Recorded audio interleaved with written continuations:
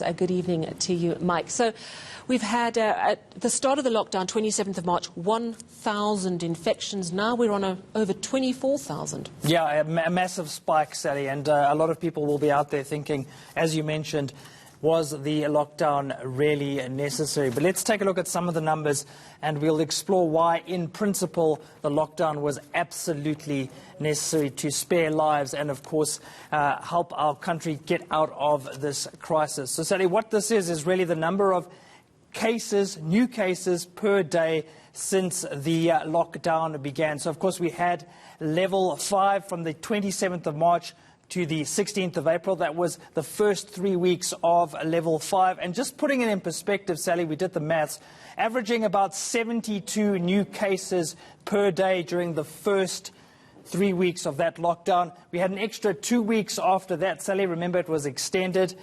Then we were averaging 217 new cases. And, of course, here we are now in level 4, Sally, and this number is pretty staggering.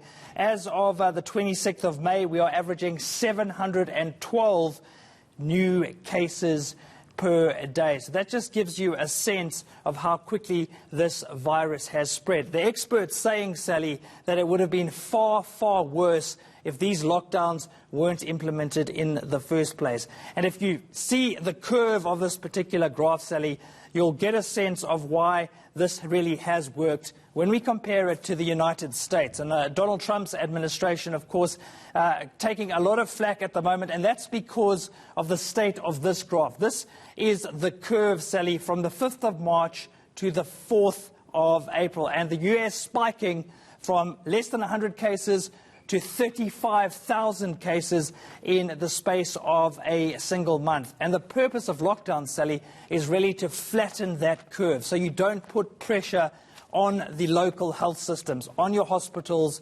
on your clinics. So it's not the fact that the virus is spreading that's the problem per se, it's the speed at which it spreads and the pressure that puts on the local healthcare system. So from that perspective, experts saying our lockdown certainly has paid dividends. Nevertheless, it does feel counterintuitive that as we are easing our lockdown, our numbers are climbing exponentially. And of course, this is the thing freaking every parent out, going, but I don't want to send my child back to school as the deaths, as the infection increase every single day. But we do know, I suppose, that that is inevitable. Yeah, absolutely. And of course, there's a fine balance, Sally, between saving lives and saving livelihoods at the same time. And of course, a lot of questions will be asked as we head into level 3.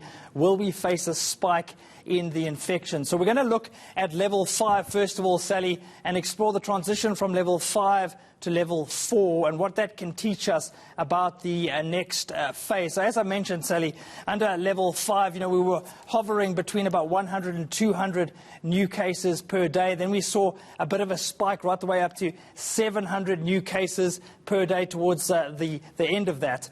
But take a look now at level 4 as we move on to our final graphic. That'll come up in a second.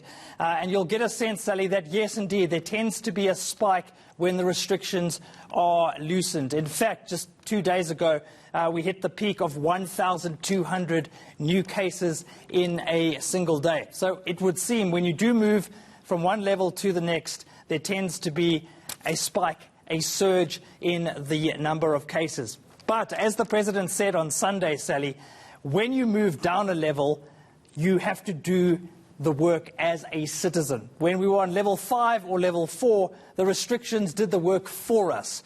When you're moving down and you're getting closer to normal life, it's up to South Africans to do the work. In other words, they now have to focus even more on social distancing, on hygiene, on all those things that we've been told to do over the last 2 months. Yeah, that's a very interesting comment that you make that very much is in our hands now. Thank you very much, Michael Murillo.